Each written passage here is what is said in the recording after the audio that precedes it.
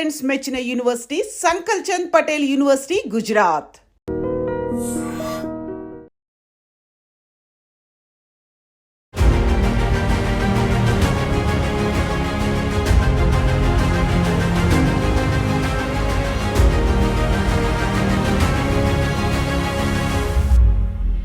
విజయ నిర్మల గారు అనగానే ఒక లాయల్టీ ఉండేది.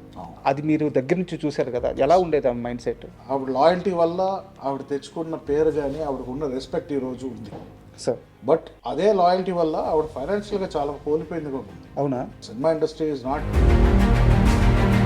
ఉండి ధైర్యం అసలు ఆ రోజుల్లో ఇండస్ట్రీలో ఒక ఉమెన్ ఉండడం అనేది అసలు వండుతో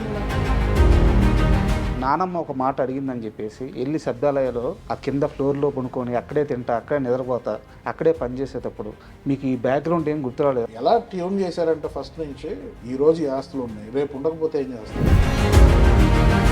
ఎందుకు మీరు ఈ ఆస్తిని మీరు స్వతహాగా సంపాదించుకునే డబ్బుని వేరువేరుగా చూస్తారు? దాంట్లో ఏముందండి ఇది చెప్పడానికి? దీనికి వారసులు మీరే కదా. నా ప్రకారం వారసుడు అంటే సంపాదించి బట్ ఇంత ఆస్తిలో సగం పర్సెంట్ వీళ్ళమ్మ మీ పేరు మీదే ఉందంట కదా. ఉంటే రేపు అది ఆ టైం 2015లో మీ లైఫ్లో ఏం జరిగింది? పానిక్ అటాక్ వచ్చిందండి ఫస్ట్ టైం. ఎందువల్ల? ఈ ప్రెషరు దరిద్రాలన్నీ యాక్టింగ్ ఫీల్డ్ వల్ల స్టార్ట్ అయ్యింది. ఎందుకంటే ఒక టెక్నీషియన్ లైఫ్ ఇస్ 100%. మీ ఇంట్లో ఎన్విరాన్మెంట్ ఎలా ఉండేది? ఇంట్లోకి ఆ సినిమా వాతావరణం తీసుకొచ్చే వల్ల లేకుంటే ఎలా క్యారీ చేసేవాళ్ళు వీళ్ళంతా? మహేష్ అన్నైతే ఓపెన్గా చెప్పారు, నాకు ఫ్లాప్స్ పడితే నేను బయటికి రా. I don't think there is any actor who is not sensitive. Every one goes through at least బాత్రూంలోనే ఏడుస్తాను, ఎవరికి బయట. మీడియా పైన కోపం వచ్చిన క్షణం గుర్తుందా? మీడియా పైన కోపం రాదు నాకు. వచ్చింది. ఒకళ్ళెవరో సాయి తేజ్ గారి యాక్సిడెంట్ అప్పుడు పర్సనల్గా చాలా సఫర్ అవ్వలేదా మీరు? తినేసింది లోపల, ఫోన్ స్విచ్ ఆఫ్ చేసేసుకొని. ఏమన్నా అంటే బట్ వచ్చిన వాటిల్లో కూడా సాయి తేజ్తో పాటు నవేష్ కొడుకున్నాడు. అవును, ఇద్దరు కలిసి 400 kilometers వెళ్ళారు, ఇద్దరు తాగున్నారు. ఎలా హ్యాండిల్ చేశారు? రోడ్డు మీద మట్టు ఉంటే తాగను. ఆ ఇన్సిడెంట్ తర్వాత ఆయన మిమ్మల్ని చూడంగానే ఏం మాట్లాడారు, మీరు ఆయన చూడంగానే ఏం మాట్లాడారు? ఫస్ట్ ఎప్పుడైనా చెప్పాడా మామ అయిపోతాను అనుకున్నాను? అది మైండ్ ఆటోమేటిక్గా.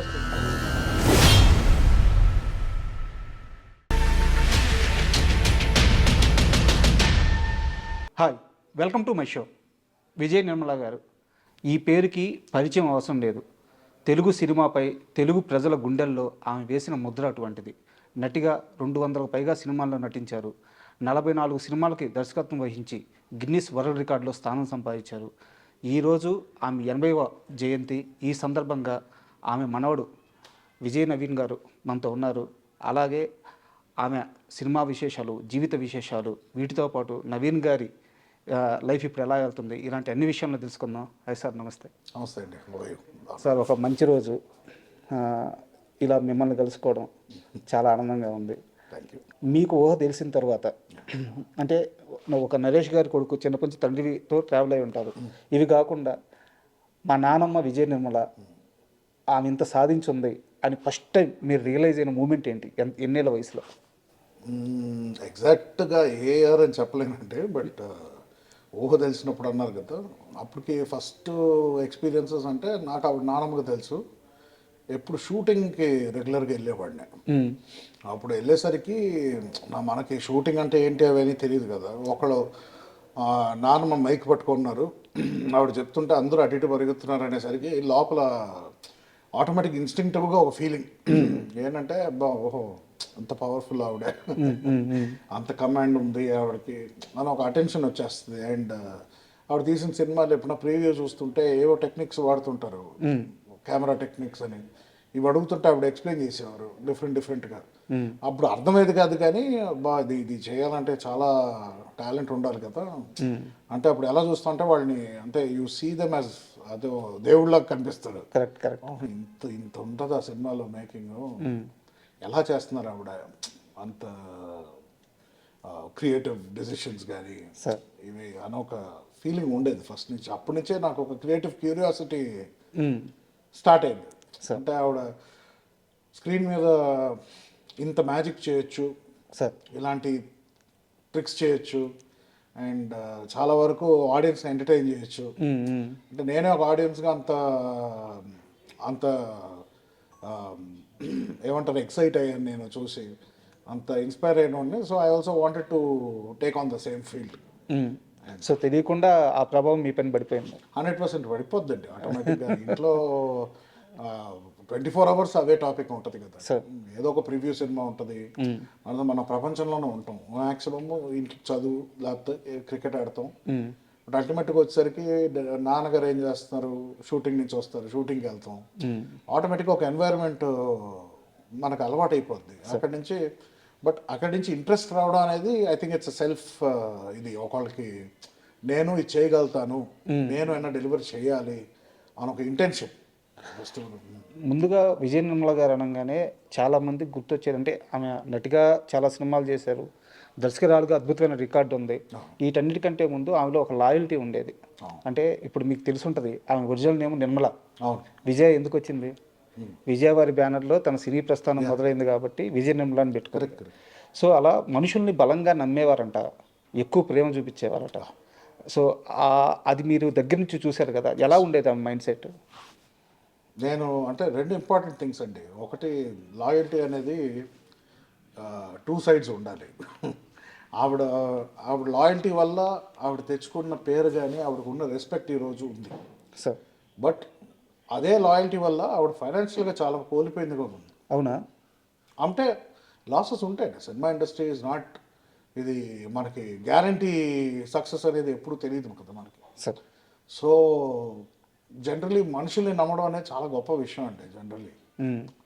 అంటే నేను ఆవిడ దగ్గర నుంచి నమ్మకం అనేది తీసుకున్నాను, కానీ లైఫ్లో నేను కూడా చాలా వరకు అంటే డబ్బులతో ఓకే, డబ్బులు పోతుంది ఈరోజు, రేపు సంపాదించుకోవచ్చు, ఎలాగొట్టి బతికేయచ్చు. బట్ ఒక ఇమోషనలీ మనం ఒకళ్ళ మీద ఇన్వెస్ట్ చేస్తాం కదండి, అప్పుడు ఏంటంటే వాళ్ళు ఒక సొంత ఫ్యామిలీ లాగా అయిపోతారు ఒక పాయింట్ తర్వాత. Even when their business partners something after a while.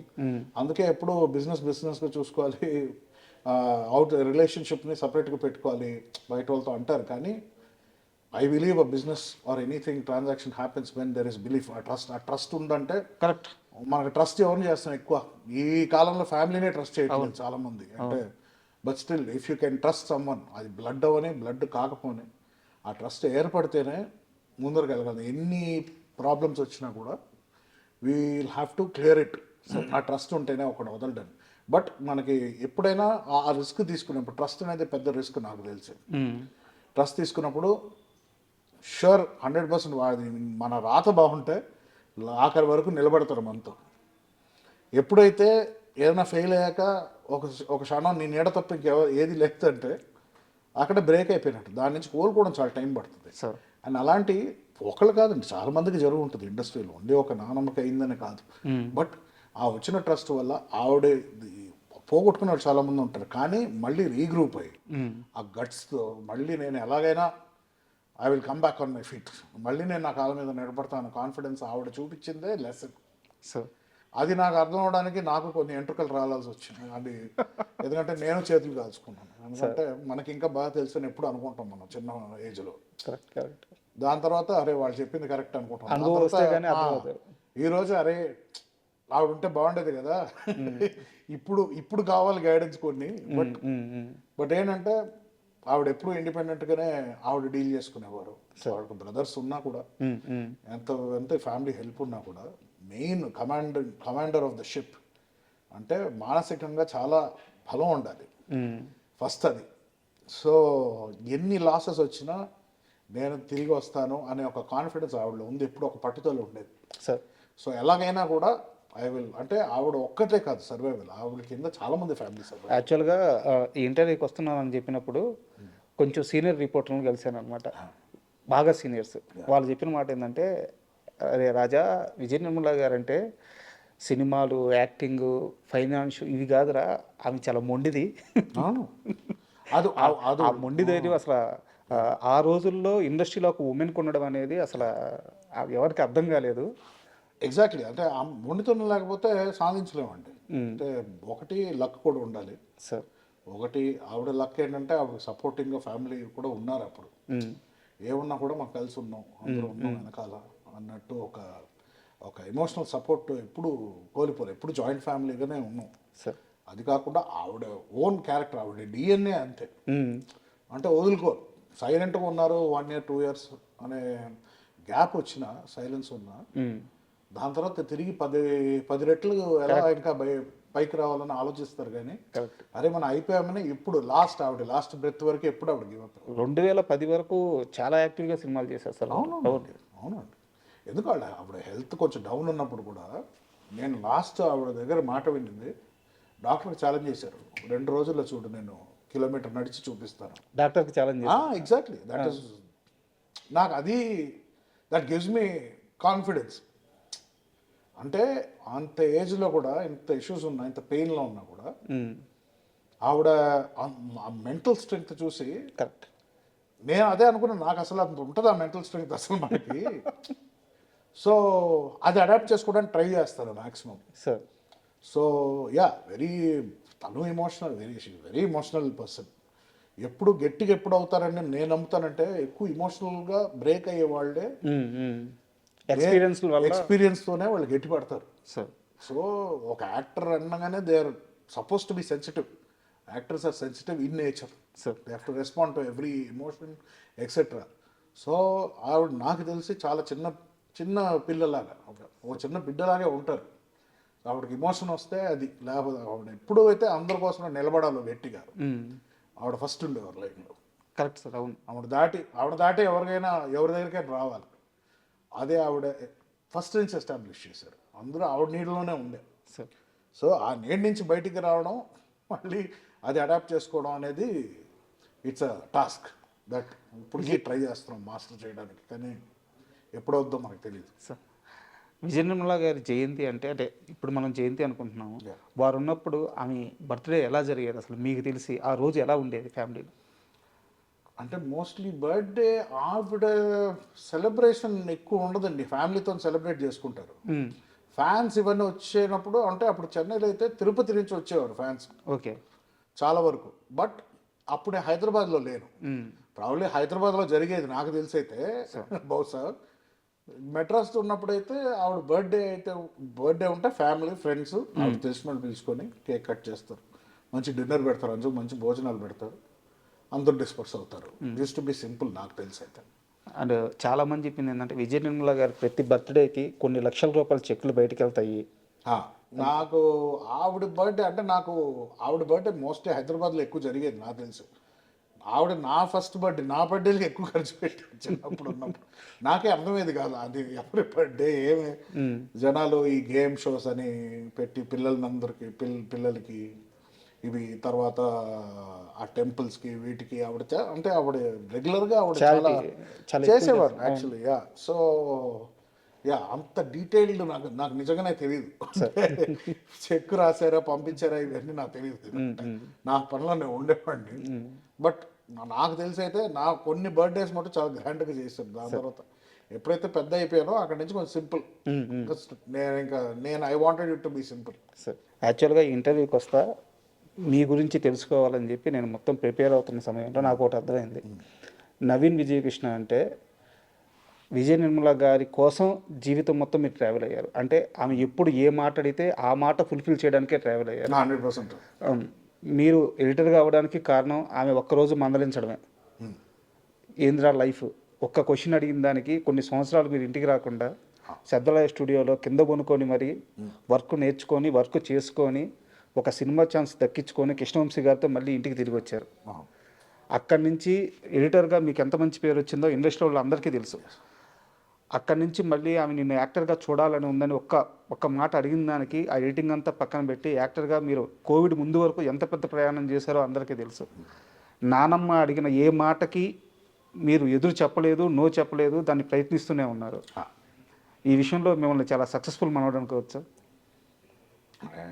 నాకు ఏ రోజు నేను సక్సెస్ అయ్యాను అని నేను మైండ్లోకి వెళ్ళిందంటే I think that is the end of my career అని నేను ఫీల్ అవుతాను. నేను కెరీర్ పరంగా అడగట్లేదు, ఏదో ఎలాగైనా ఆ బాండింగ్ పరంగా అడుగుతున్నాను. నేను ఒకటే చెప్తానండి, నాకు దేవుడు అన్నాడు ఉంటే నాకు షష్ఠి పూర్తి వరకు ఉన్నానంటే ఆ రోజు నేను వెనకాల చూసుకొని ఎవాల్యుయేట్ చేసుకుంటాను. అప్పటి వరకు నథింగ్ ఇస్ అన్ అచీవ్మెంట్ నాకు తెలిసి. అంటే చిన్న చిన్న సక్సెస్ ఉంటాయి, but at the same time success అయిపోయిన వెంటనే నెక్స్ట్ ఏంటని ఉంటుంది. వెంటనే ఒక 3 ఫెయిలియర్స్ రావచ్చు. సో ఈ రోజు నేను అప్పుడు సక్సెస్ అయ్యానని కోవిడ్ తర్వాత 4 years బ్యాక్ అయిపోయింది. సో ఆవిడ నన్ను యాక్టర్గా చూడాలనుకున్నారు. నేను ఎప్పుడు డైరెక్షన్ వెళ్తున్నానంటే ఆవిడకి నచ్చలా. బట్ నేను యాక్టర్ అవుదామని మధ్యలో అనుకున్నాను, అదే సారీ డైరెక్టర్ అవుదామని మధ్యలో ఆఫ్టర్ హర్ డిమైస్ అవుదాం అనుకొని మళ్ళీ నాకు ఆ గిల్ట్ కాన్షియస్ లోపల. ఆవిడ ఎక్కడైనా చూస్తూనే ఉంటారు, ఆవిడకి మాట ఇచ్చాం కదా, సరే ఏదో ఒక రకంగా పర్సూ చేయాలి, but I have to be creative. నేను ఇంకా అందరి మీద డిపెండ్ అవ్వలేను. నేను ఫస్ట్ క్రియేటివ్ ఫీల్డ్లోకి వెళ్ళి మెల్లిగా I will see if I can అలాంటి ఆస్కారం అలాంటి ఒక అవకాశం వస్తే నేను అది 100% I will take that journey. So success అనేది I don't think milestones నేను కౌంట్ చేయనండి. ఒకే milestone at the end, retire అయ్యే టైంలో ఎంతమందికి మనం ఎంత సాధించాం, మనం ఎంతమందికి హెల్ప్ చేయగలిగాం, ఇంతే కౌంట్ అవుద్ది లాస్ట్కి. అంటే నేను ఏ ప్రాతిపదికన అడిగానంటే, ఈరోజు ఇంట్లో వాళ్ళు బీటెక్ చదివిస్తే, డిగ్రీ చదివిస్తే నెక్స్ట్ ఏం జాబ్ చేయాలని ఇంట్లో వాళ్ళు చెప్తే పిల్లలు వినట్లేదు. వాళ్ళ ఓన్ చాయిస్ ఉంటుంది. బట్ కెరీర్ అంతా ఆమె ఏ మాట్లాడితే ఆ మాట కోసం కెరీర్ అంతా మార్చుకుంటూ వెళ్ళారు. సో ఆ విషయంలో నేను అన్నాను. అంటే అఫ్ కోర్స్ ఎడిటింగ్ అని చేయాలని ఆవిడ చెప్పలా. అవునవును, యాక్టింగ్ వద్దన్నారు కాబట్టి నేను వేరే ఫీల్డ్ చూస్ చేసుకున్నాను. సో ఎడిటింగ్ అనేది ఇట్ పుల్డ్ మీ. ఎప్పుడైతే ఇంక చాలు హెల్త్ దెబ్బతింటుంది, నువ్వు యాక్టర్ అవ్వు అన్నారో అవి మొత్తం వదిలేశాను ఇంకా. కరెక్ట్. నాకు చిన్న డౌట్, చెప్పండి. 17 ఏళ్ళ వయసు, అంటే 16-17 ఏళ్ళ వయసు, బాగా ఎంజాయ్ చేయాలి, నా రేంజ్ చూపించాలి, ఇలాంటి ఒక మైండ్ సెట్ అందరిలోనే ఉంటుంది. నానమ్మ ఒక మాట అడిగిందని చెప్పేసి వెళ్ళి శబ్దాలయాలో ఆ కింద ఫ్లోర్లో పనుకొని అక్కడే తింటా, అక్కడే నిద్రపోతా, అక్కడే పనిచేసేటప్పుడు మీకు ఈ బ్యాక్గ్రౌండ్ ఏం గుర్తురాలేదా? నాకు అక్కడ ఒక సామ్రాజ్యం ఉంది, వేల కోట్ల రూపాయల ఆస్తి ఉంది, నేను తలుచుకుంటే ఏమైనా చేయగలను, ఇన్నిటిని వదిలేసి ఆ ఏజ్లో అంత మెచ్యూర్గా ఆలోచించే అంత ఆ శక్తి ఎలా వచ్చింది? ఫస్ట్ ఆఫ్ ఆల్ అలా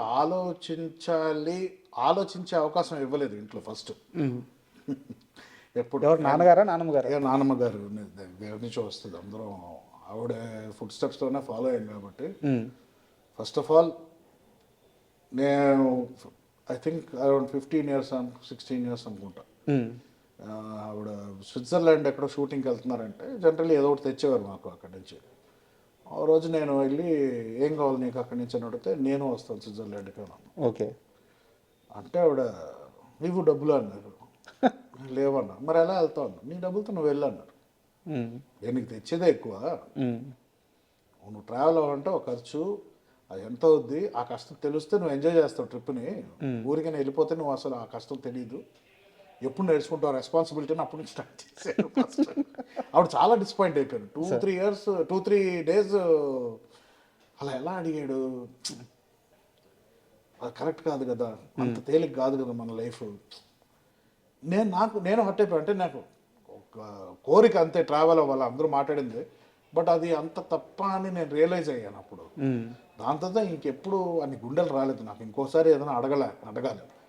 సో మనం ఎలా ట్యూన్ చేశారంటే ఫస్ట్ నుంచి ఎప్పుడు మన కష్టమే ఇంపార్టెంట్. ఎప్పుడు నీకు దారి ఈరోజు నేను ఉన్నాను, రేపు లేకపోతే నువ్వు ఏం చేస్తావు ఒకటారి రియాలిటీ చెక్లోనే పెంచాను 100%. ఈరోజు ఈ ఆస్తులు ఉన్నాయి, రేపు ఉండకపోతే ఏం చేస్తావు?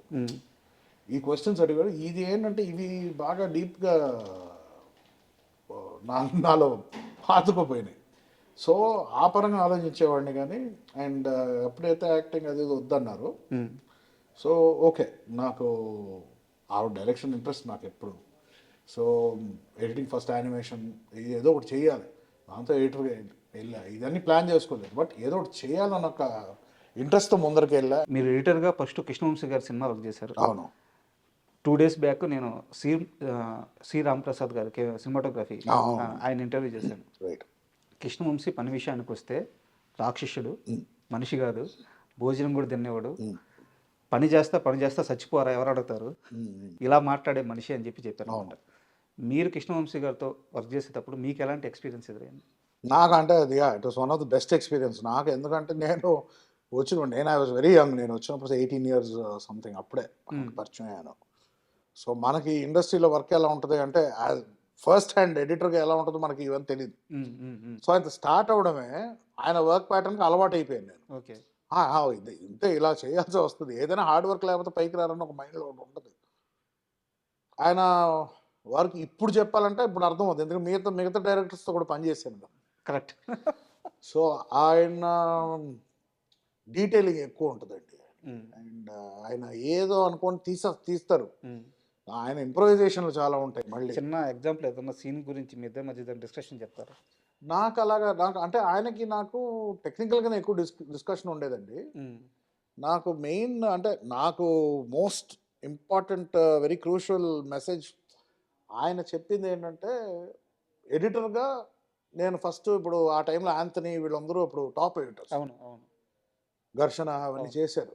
సో నేను యాజ్ అ కిడ్ నాకేంటి ఆ స్టైల్లో చేయాలి, కూల్గా ఉండాలి, ఎడిట్ ఎంటీవీ స్టైల్లో ఉండాలి, ఆయనకు నచ్చేది అది. బట్ ఏంటంటారంటే ఎమోషన్ రావట్లేదు అంటారు. నాకు అర్థమయ్యేది కాదు. ఇప్పుడు చేజ్లో ఎమోషన్ ఏముంది, చేసే కదా అన్నమాట. లేదు కాదు, ఆడియన్స్ ఫీల్ అవ్వాలి కదా చేజ్ అంటే, ఆ స్పీడ్ బట్టి కట్స్ పట్టే కదా ఉంటుంది. అది నాకు అయ్యేది, అర్థమయ్యేది కదా ఏం చెప్పేవారు. బట్ నాకు రాఖీ టైంలో కొంచెం అర్థమైంది. ఆయన కరెక్ట్గా అంటే ఆయన హడావుడిలో ఆయనకు అర్థమైనట్టుగా ఆయన చెప్పేవారు, నాకు అర్థమయ్యేది కాదు. ఒక ఎక్స్పీరియన్స్ వచ్చింది, నాకు కోపం వచ్చేసేది. బట్ ఎక్కడ చెప్పుకుంటాం, ఫ్రెండ్కి చెప్పుకున్నాను, ఎమోషన్ అంటారు ఏంటి, చేజ్లో ఎమోషన్ ఏముంటుంది, నాకు అర్థం అవ్వట్లేదు అంటే ఓ పక్కన నాకు అర్థమవుతాయేమో, లేకపోతే ఆయనకు అర్థమవుతుంది నేను అనుకోవడానికి సీన్ లేదు, ఎందుకంటే ఆయన కృష్ణవంశీ అంటే నాకు అంత సీన్ లేదేమో, ఈ సినిమా తర్వాత ఆయన నన్ను వెళ్ళిపోమంటారో నా ఫ్రస్ట్రేషన్ ఉండేది.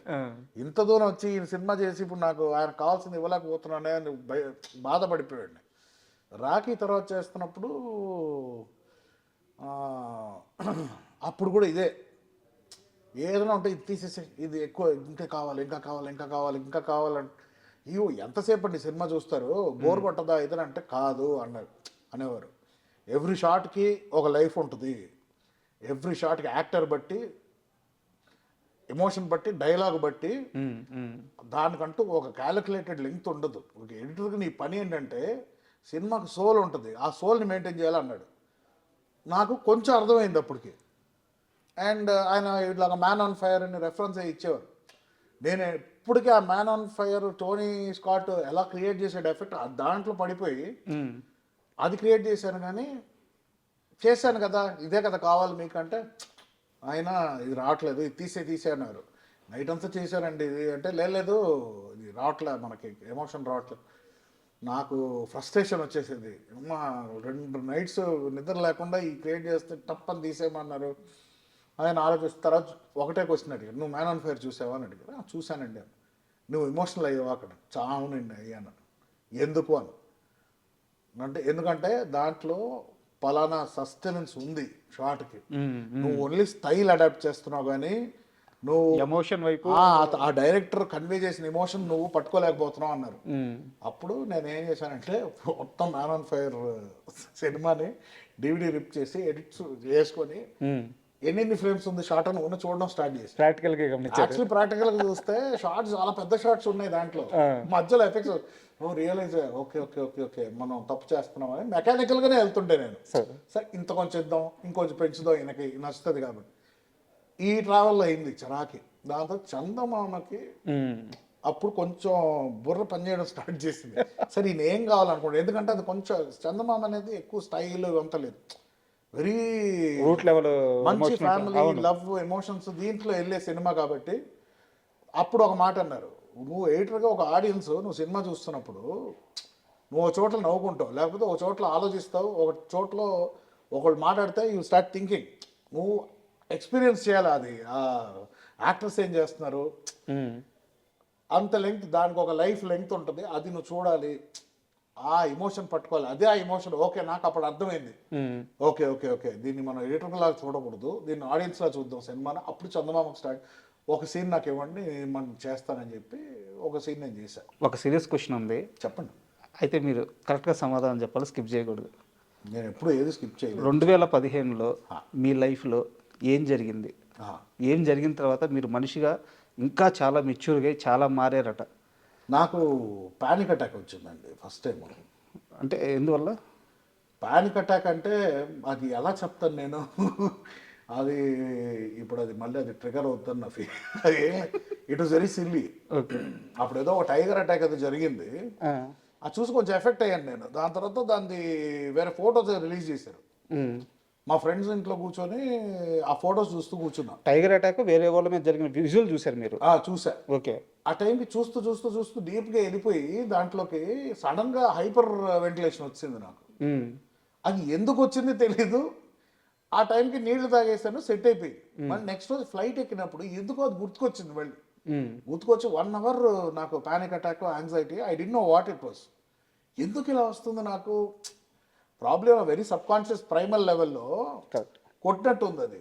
ఎందుకు వచ్చిందిరా బాబు నేను డాక్టర్స్ని అడిగితే it is this hyper ventilation, medicines వేసుకో. నాకు అప్పుడు అర్థమైంది ఈ మెడిసిన్స్ స్టార్ట్ చేస్తే ఎంతోమంది అప్పుడు చెప్పారు ఇప్పుడు యాంటీ డిప్రెసెంట్స్ లాంటిది, యాంగ్జైటీకి మెడికేషను. ఒకవేళ అవి స్టార్ట్ చేస్తే it will be an endless process. Correct. First tablet తీసుకొని పడేసా. కానీ కొన్ని రోజుల తర్వాత కుదరలేదండి నా వల్ల ఒంటరి కార్లో ట్రావెల్ అవ్వలేకపోతుండే. ఏంటంటే ఆ టైంలో ఆ ఫీలింగ్ ఎస్కేప్ అవడానికి ఎయిర్పోర్ట్ నుంచి దిగాక కార్ నేను తోలే అదే ఫీలింగ్లో. చాలాసేపు ఒక కెఫేకి వెళ్ళి ఒక ఛాయ్ వేద్దాం, కొంచెంసేపు రిలాక్స్ అవుదాం. ఆ టైంకి ఇంకా ఫీలింగ్, కెఫే ఛాయ్ వేసాక మళ్ళీ అలాగే ఫీలింగ్ వచ్చింది. తర్వాత మా ఫ్రెండ్ వాళ్ళ వైఫ్ ఒకళ్ళు సైకాలజిస్ట్ ఉంటే ఫోన్ చేస్తే, ఏం లేదు జస్ట్ డీప్ బ్రీత్ తీసుకో, రిలాక్స్ అవ్వు అంటే కొంచెం బెటర్ అయ్యా. దాంతో కొంతమందిని కలిసా, ఫ్రెండ్స్ని కలిసాక ఐ వాస్ బెటర్. మళ్ళీ నెక్స్ట్ రోజు నుంచి స్టార్ట్ అయింది అదే ఫీలింగ్. ఐ డి know what to do. So దాని తర్వాత డాక్టర్ అప్పుడు సరే ఓకే ఇది ఎక్కువ అవుతుంది, సరే ఒక యాంగ్జైటీ లాంటిది ఇచ్చారు. ఎప్పుడు నా ఫీలింగ్ వస్తుంది ఇది వేసుకో. సో అది రోజుకు 3 సార్లు వేసుకునేవాడిని. అది 3 సార్లు వేసుకుంటే ఫస్ట్ టైం వేసుకుంటే లైట్ మత్తుగా అనిపించింది అండ్ నిద్ర వచ్చేస్తుంది. సో సగం నా డైలీ రెగ్యులర్ లైఫ్లో చేసే పనులు నేను చేయలేకపోతున్నాను. ఒంటరి కార్లో ట్రావెల్ అవ్వలేకపోతున్నాను. కొంచెం సేపు ఒంటరిగా ఉంటే ఎక్కడన్నా రూమ్లో యాంగ్జైటీ వచ్చేయడం, టీవీలో ఏదైనా కొంచెం అలా టెన్షన్ చూస్తే యాంగ్జైటీ వచ్చేస్తుంది. చిన్న చిన్న ట్రిగర్స్ మెంటలీ ఎందుకు సఫర్ అవుతున్నాను నాకు తెలియదు. సో అదేంటంటే సర్వైవల్ ఇన్స్టింక్ట్ అంటారు. ఓకే. ఫ్లైట్ ఆర్ ఫైట్ మోడ్లో వెళ్తుంది బ్రెయిన్. ఒకసారి షాక్ అయిందంటే అది కాన్స్టెంట్గా వాన్ చేస్తుంటుంది బ్రెయిన్, ఎక్కడ వెళ్ళినా డేంజర్ ఉంది. సో ఎవ్రీథింగ్ సెటిల్ అయింది. దాని నుంచి అందులోంచి నేను ఎంతమంది సైకాలజిస్ట్ దగ్గరికి వెళ్ళినా వాళ్ళు చెప్పే అడ్వైస్ నాకు ఎక్కల, అంటే నాకు సెట్ అవ్వాల. ఎంత వాడుతున్నా వర్కౌట్ అవ్వాల. ఏమనంటే లాస్ట్కు ఇది మెడిసిన్ వేసుకుంటారు, అన్నిటికీ మళ్ళీ కెమికల్గా వస్తుంది. ఎలా బయటపడ్డారు మరి? అది చాలా ప్రాసెస్ అండి. అది ఎలా చెప్పా I can't scientifically explain. But ఒకటి ఏంటంటే నేను రియలైజ్ ఏంటంటే ఒక పాయింట్ వరకు లైఫ్లో I was really free, happy, alone I could travel, I do anything. అసలు ఇలాంటి ప్యానిక్ అనేది లేదు మనకి. యాంగ్జైటీస్ వచ్చేది ఏదైనా సినిమా ఓపెనింగ్, అది కామన్ అందరికి, అది వస్తుంది. అది ఓకే కొంతసేపు ఉంటుంది వెళ్ళిపోద్ది. సో ఇది ఇంటూ 10, 100, 200 అయిందండి అప్పుడు. అంటే దాని తర్వాత తగ్గింది, మెల్లి తగ్గింది. దాంతో నేను ఏం చేస్తున్నానంటే ఓకే ఈ ట్రిగర్స్ అవాయిడ్ చేయాలి. ఏంటంటే ఒక పాయింట్ ఆఫ్ లైఫ్ వరకు మనం బాగున్నాం, దాని తర్వాత ఏదో ట్రిగర్ అయింది బాడీలో, ఆర్ డీప్ ఇన్ని రోజులు నా డ్రామాలని పెట్టుకొని అది బయటికి రావడం జరిగిందేమో, ఓపెన్ అయిపోయిందేమో మనకు తెలియదు. సో నేనేంటంటే నిన్న దానికి టర్మ్ ఏం లేదు. ఏంటంటే నాకు ఇప్పుడు నేను ఇలా ఇంటర్వ్యూలో ఉన్నా, ఈ point this is after anxiety అది వచ్చాక. ఇదే సిచ్యువేషన్లో ఇంతకుముందు కూడా ఉండేమో, అప్పుడు నేను ఒక విధంగా నా మైండ్ ఉండేది కదా. సో నాకు ఆ ఇంప్రింటింగ్ అప్పుడు ఎలా ఉండేవాళ్ళం, why can't I just behave the same way. At least బ్రెయిన్కి చెప్పడం, బ్రెయిన్కి ఎలాగంటే అది ఎలా ఎక్స్ప్లెయిన్ చేయాలో తెలియదు. సెల్ఫ్ ప్రిపరేషన్ అనుకోవచ్చా? ఎగ్జాక్ట్లీ. బ్రెయిన్ని నేను ట్రైన్ చేస్తాను. బ్రెయిన్లో పోయింది ఏదో చిప్పు మీరు ప్రిపేర్ ఆ చిప్పుని మళ్ళీ మనం సరి చేయాలి. ఇప్పుడు చిప్పుని ఎలా సరి చేస్తా. సో నా fondest memory childhood memories, college memories. And ever since editing acting ఎప్పుడైతే స్టార్ట్ అయిందో అక్కడి నుంచే స్టార్ట్ అయిందండి ఈ ప్రెషరు, దరిద్రాలన్నీ ఆ ఒక యాక్టింగ్ ఫీల్డ్ వల్ల స్టార్ట్ అయింది. ఎందుకంటే ఒక టెక్నీషియన్ లైఫ్ సూపర్. ఇంతకుముందు కూడా చెప్పుకున్నా, టెక్నీషియన్ లైఫ్ ఇస్ 100% స్ట్రెస్ ఉన్న బెస్ట్. ఒక actor's life is not easy. మీ ఇంట్లోనే మీ నాన్నగారు పెద్ద స్టార్, మీ అన్నగారు మీరు ఎక్కడ మాట్లాడినా మహేష్ అన్న అని అంటారు. మీ అన్నగారు మహేష్ గారు పెద్ద పెద్ద సూపర్ స్టార్. కృష్ణ గారు సూపర్ స్టార్, మీరు ఎంతమంది స్టార్స్, విజయ నిర్మల గారు ఎంతమంది స్టార్స్ని చూసారు. అసలు మీ ఇంట్లో ఎన్విరాన్మెంట్ ఎలా ఉండేది? ఈ ఈ ప్రజలను ఇంట్లోకి ఆ సినిమా వాతావరణం తీసుకొచ్చే వాళ్ళ, లేకుంటే ఎలా క్యారీ చేసేవాళ్ళు వీళ్ళంతా? ఎప్పుడు అడగలేదు వాళ్ళని ఎలా క్యారీ చేస్తారని. నాకు తెలిసినంత వరకు వాళ్ళు ఎప్పుడు కాన్ఫిడెంట్గానే ఉన్నారు. ఏదైనా ఫెయిలియర్స్, ఏదైనా అప్పుడు ఫ్లాప్స్ ఏదైనా వచ్చినా బాధపడతారని తెలుసు. అంటే మన ఇంటి వరకు మహేష్ అని అయితే ఓపెన్గా చెప్పారు ఇంటర్వ్యూలోనే, నాకు ఫ్లాప్స్ పడితే నేను బయటికి రాను అని చెప్పేసి, విచ్ ఇస్ వెరీ హ్యూమన్.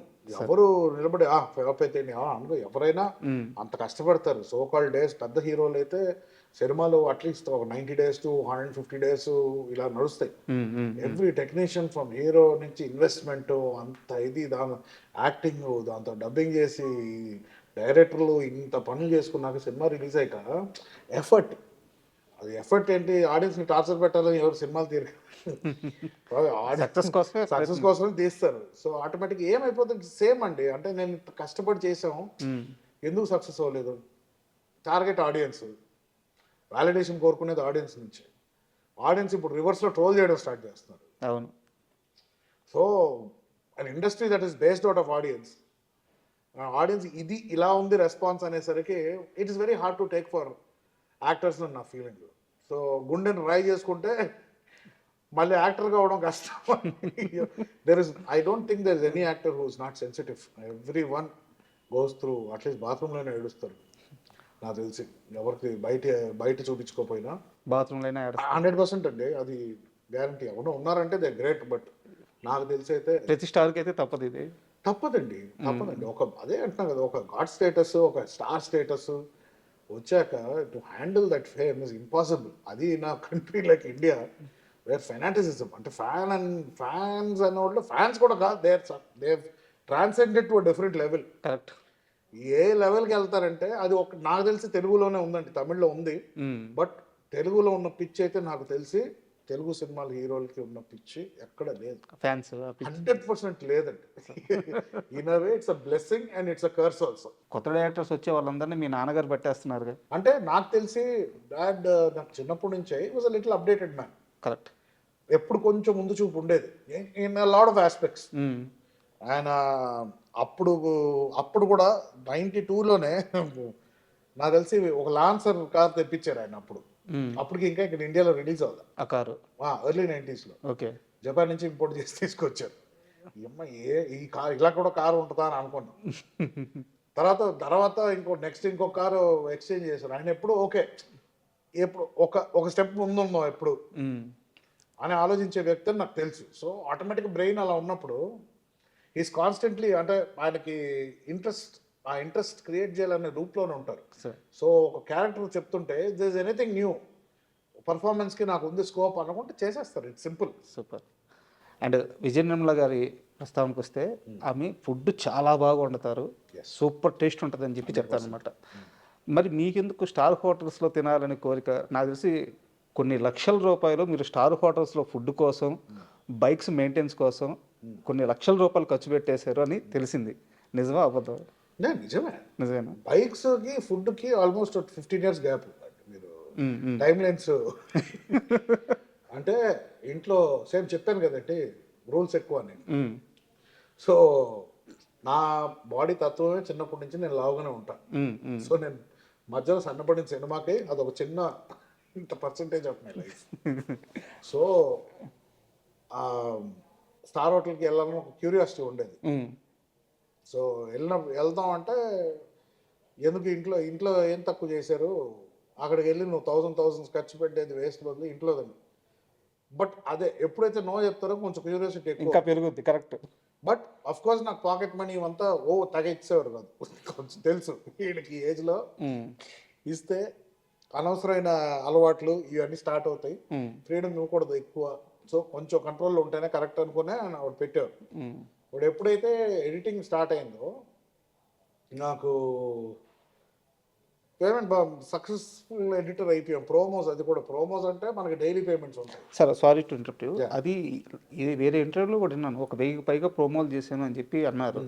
నాకు ఆ ప్రోమోలు అంటే అర్థం కాలేదు, అది అడగదాం. ప్రోమోస్ అంటే ట్రైలర్స్ అండి. Trailers cinema trailers. ఈ పైన అంటే maybe figure of speech probably ఒక 400-500 చేసి ఉంటాను. ఓకే ఓకే అంటే నేను ఒక్కడే కూర్చుంటే మా టీం ఉండేది, అంటే మాకు అసిస్టెంట్స్ ఉండేవారు. ఓకే ఓకే వాళ్ళు చేసి నేను చూసేది ఇలా Final cut, లెక్క లేదు, చాలా చేసాం, నాకే లెక్క లేదు, కొన్ని సినిమాల పేర్లు కూడా గుర్తులేవు. Sir please continue sir. ఆటోమేటిక్గా ఫ్రీడమ్ వచ్చేటప్పటికి ఒక ఫీలింగ్ ఉంటుంది.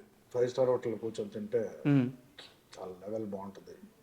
అక్కడ ఏమేం చేస్తుంది, దాంతో రియలైజ్ అయింది ఏమంటే అక్కడ పెట్టే బిర్యానీ చాలా చండాలంగా ఉంటుంది. ఇంట్లో నార్మల్ చేసిన బిర్యానీ రిలీజ్ అవుతాం. కానీ ఎడిటింగ్ చేసే టైంలో లేట్ నైట్స్ చేసేవాడిని. సో లేట్ నైట్స్ ఆకలేస్తే టక్ మనం వెళ్ళిపోయేవాడిని.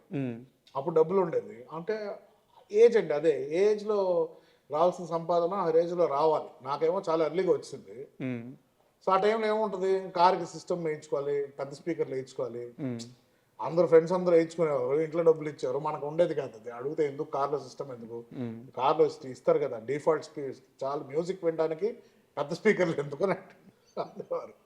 సో ఉంటుంది, నేను అది ఎక్స్ప్లోడ్ అని ఈవెని ఏదో యాంప్లిఫైయర్ ఉంటాయి కదా. సో ఈ డబ్బులు అన్నీ దాంట్లో. బట్ నేను ఈ రోజుకి చెప్తా, నేను ఎప్పుడు రిగ్రెట్ అవ్వలేదు. ఎందుకంటే ఈరోజు నేను కొంచెం ఆలోచిస్తా ఖర్చు పెట్టడానికి, అప్పుడు ఆలోచించే వయసు కాదు. సో అన్ని ఎక్స్పీరియన్స్ చేసి చాలా ఓకే స్టార్ హోటల్లో తిని లాస్ట్ ఇప్పుడు 5-స్టార్ హోటల్కి వెళ్దాం నేను అనండి వెళ్తాం. మీరు ఒక్క రోజులో పే చేసిన హైయెస్ట్ పే అని సార్ హోటల్లో? అంటే మాక్సిమం అంటే ఇప్పుడు 2004-5 ఉండేది. అంటే నార్మల్ అంటే బర్త్డే పార్టీ ఒకసారి ఇచ్చానండి, that will be the highest 20,000 something. Okay. అప్పుడు ఒక 7 పీపుల్ వెళ్ళాం. ప్రాబ్లీ ఈ రోజు ఇట్ విల్ బి మోర్. అవునవును 10 రెట్లు. రెగ్యులర్ గా వీకెండ్స్ వెళ్ళేవాళ్ళం తినడానికి, 4-5 వేలు అయ్యేది. బట్ ఏంటంటే మనకి అది ఎయిటింగ్ ఎవరికి లెక్క చెప్పడానికి లేదు కదా. అవునవును వచ్చేది తినేవాళ్ళం. అంటే నేను ఒక్కడే వెళ్ళేవాడిని కాదు, నలుగురు 5 వెళ్ళేవాళ్ళం, కూర్చునేవాళ్ళం, తినేవాళ్ళం, ఎంజాయ్ చేసేవాళ్ళం, వచ్చేవాళ్ళం. ఏసీ మంచి అట్మాస్ఫియర్, మైక్రోసాఫ్ట్ సిఇఓస్ వీళ్ళందరూ కూర్చొని ఉంటారు, మనకు ఒక పెద్ద ఫీలింగ్. వాడికి వెళ్ళి వీళ్ళతో మేము తింటాం డిన్నర్. సో ఒక పాయింట్ తర్వాత అక్కడ రెగ్యులర్ అయిపోయి స్టాఫ్ ఫ్రెండ్స్ అయిపోయి బుఫే వెళ్ళినా కూడా వాళ్ళు ఏం కట్టకండి సార్, బుఫేలు ఉన్నాయి, నేను ప్లేట్లు తెచ్చిపెట్టేస్తాం, కూర్చోండి మీరు చాలా తర్వాత అది అప్పుడు ఫ్రీ కాఫీస్ ఇచ్చేవారు. సో అంటే అక్కడ అడ్డాలాగా అయిపోయింది ఒక టైంలో. సో డబ్బులు లేనప్పుడు ఒక్కొక్కసారి అక్కడికి వెళ్ళేవాళ్ళం, తాజ్కి వెళ్ళేవాళ్ళం. ఎందుకంటే వెయిటర్స్ ఫ్రీ కాఫీ ఇస్తారని తెలుసు. బయటికి ఎక్కడ బరిస్తాకి వెళ్ళినా 40-50 రూపీస్ ఉంది, లేకపోతే డైరెక్ట్గా తాజ్కి వెళ్తే ఒక కాఫీ అయినా ఫ్రీగా దొరుకుతుంది, ఒక 2 hours కూర్చోవచ్చు, ఏసీలో కూర్చొని మాట్లాడుకోవచ్చు, వచ్చేయచ్చు. ఇలాంటి కొన్ని బెనిఫిట్స్ ఉండేవి ఆ టైంలో. బట్ అలాంటి హోటల్స్కి చాలా రోజులు అయిపోయింది యాక్చువల్లీ. ఇప్పుడు బయటికి స్టార్ హోటల్స్ తేడా ఏం లేదు, అన్నీ ఒకటే ఇప్పుడు. బట్ మ్యాక్సిమం అన్నీ పోయింది. ఇప్పుడు మ్యాక్సిమం ఇంట్లో ఫుడ్ ఎంత తినగలుగుతామో అంత తింటే బెటర్ అని ఇప్పుడు అన్ని చేంజ్ చేసాం.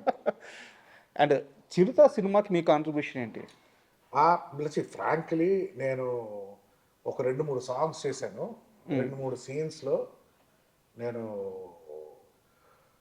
కొన్ని ఎఫెక్ట్స్ లాంటివి ట్రై చేశానండి. కొన్ని కామెడీ సీన్స్ ఆలి బ్రహ్మానందం గారి టచ్ చేసినప్పుడు షాక్ ఎఫెక్ట్ లాంటివి వస్తాయి, అదొకటి జగన్నాథ్ గారికి, పూరి గారికి నచ్చింది. అండ్ ఆ టైంలో నేను చందమామ చేస్తుండే, చిరుత చేస్తుండే, అండ్ యమదొంగకి ఒక చిన్న పోర్షన్ షూట్ చేశాను. ఫాలోస్ సాంగ్ వీరమణి గారు అబ్బాయి వాడు ఆ లాకెట్ పోర్షన్ రాజమౌళి గారు వాళ్ళ డాడ్ స్క్రిప్ట్ ఇచ్చారు. దాంతో ఆ రాజమౌళి గారు సూపర్విజన్లో I was shooting something shoot చేసాం. అదే ఒక చిన్న డిఎస్ఎల్ఆర్ సోనీ కెమెరా ఇచ్చారు అప్పుడు, హెచ్డి కెమెరా సంథింగ్. సో నేను సందీప్ గున్నమ్మని గంగరాజ్ గారు వాళ్ళ అబ్బాయి, ఆయన డిఓపి అదే కెమెరా వర్క్ చేశారు. Okay. So we both were doing. ఈ టైంలో నేను ఆల్రెడీ 2 ఎడిటర్స్ ఉన్నారు చిరుతకి, వర్మ ఉన్నారు. మోస్ట్ ఎడిట్ వర్మనే చేశాను actually. I did 3-4 songs and ఫైట్లో కొంచెం అటు ఇటు ఏదో ఫస్ట్ ఫైట్ సెకండ్ ఫైట్ కొంచెం చేశాను. దాని తర్వాత నేను లాస్ట్కి నేను తక్కువగా చేశానండి, టైటిల్ అవసరం లేదులేండి, వర్మకి క్రెడిట్ ఇచ్చేసేయండి అని చెప్పా. బట్ అప్పటికే లేదు ప్రింట్ చేసేసాము, ఇంకా ఇప్పుడు అవ్వదన్నారు. సర్లే ఓకే అని చెప్పేసి ఇంకా ఐ డెంట్ కాంట్రిబ్యూట్ మచ్, ఒక 20% ఎంతో చేసి ఉంటాను నాకు తెలిసి. ట్రైలర్ చేశాను అంతే, ఫస్ట్ టీజర్ వచ్చింది, అదొకటి చేశాను. ఇక్కడ నాకు చిన్న డౌట్, యాక్చువల్గా రామ్ చరణ్ మీకు చాలా చిన్న వయసులో క్లాస్మేట్. మీరు ఈ సినిమాకి పనిచేసేటప్పుడు చరణ్ అంటే ఆ చరణ్ ఈ చరణ్ కలిసి మాట్లాడుకోవడం, ఆ ఎక్స్పీరియన్స్ షేర్ చేస్తారా? అసలు చిరుత టైంలో ఏం జరిగింది? చరణ్కి నాకు అంటే టైం టు టైం కలుస్తూనే ఉండే. ఏదో ఒక అంటే హైదరాబాద్ వచ్చిన కొత్తలో నాకు ఎవరు తెలియదు. ఓకే. సో నేను చరణ్నే కలవడానికి వెళ్ళాను. ఉమ్, బట్ లైఫ్ ఇక్కడ కొంచెం కాంప్లికేటెడ్. చెన్నైలో చాలా సింపుల్గా ఉండేది. ఉమ్, ఇక్కడ బయట వస్తే ఎక్కడ పీస్ఫుల్గా ఎక్కడ చాట్కి వెళ్దాం అన్నా కూడా తినిచ్చేవారు కాదు పాపం మనోడిని. రామ్ చరణ్ గారిని. కానీ నాకు రామ్ చరణ్లో ఒక విషయం నాకు ఏం నచ్చుతుంది అంటే, నాకు 4th స్టాండర్డ్ నుంచి ఎలా గుర్తుకున్నాడు ఇప్పటికి అలాగే ఉంటాడు. ఓకే. సో సక్సెస్ ఫేమ్ అనేది ఆయన చేంజ్ చేయలేదు. Um, so that is one great. అది అలా ఉన్నోళ్ళు చాలా గ్రేట్ అని నా ఫీలింగ్ యాక్చువల్లీ.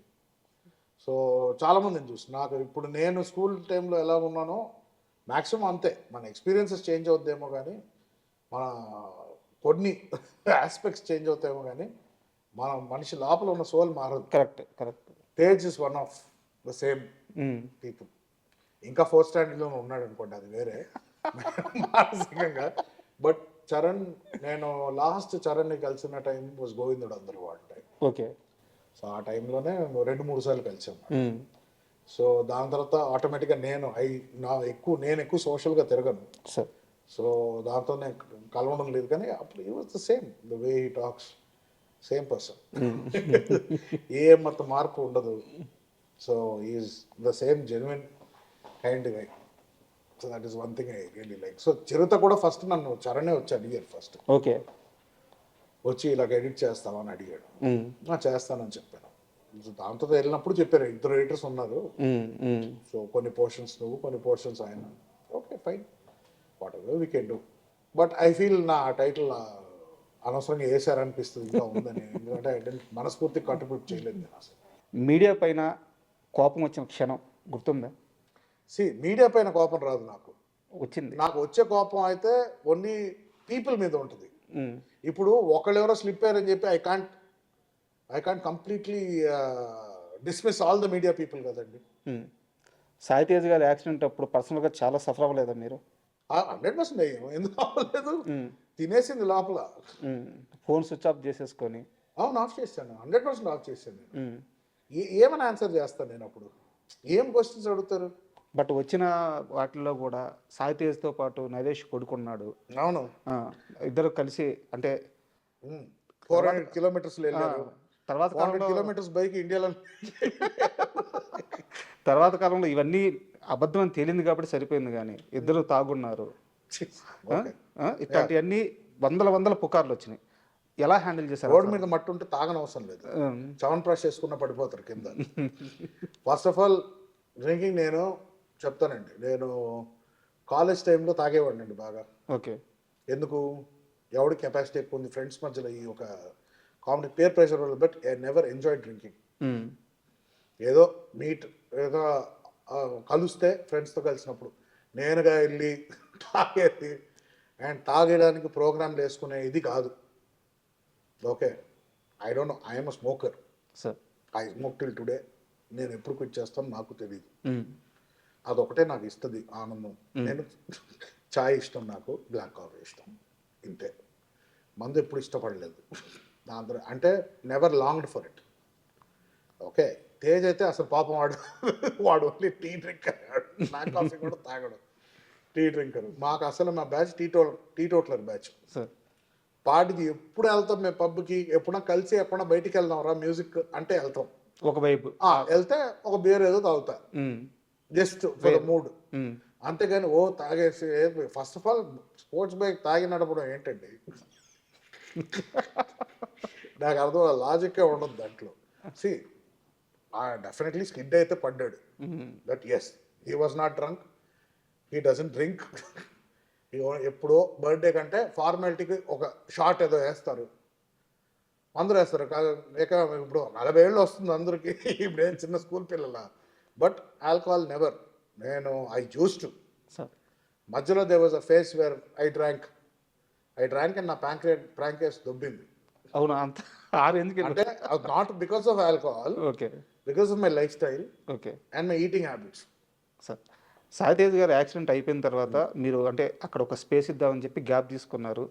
తర్వాత ఎప్పుడో మీరు కలిసి ఉంటారు కదా, తర్వాత ఆ ఇన్సిడెంట్ తర్వాత ఆయన కాన్షియస్లోకి వచ్చిన తర్వాత ఏదో ఒక రోజు ఇద్దరు కలిసారు కదా. 100%. ఫస్ట్ టైం ఆ మీటింగ్ ఇద్దరి మధ్య ఏం జరిగింది సంభాషణ? ఎందుకంటే మీ ఇద్దరు థిక్కెస్ట్ ఫ్రెండ్స్.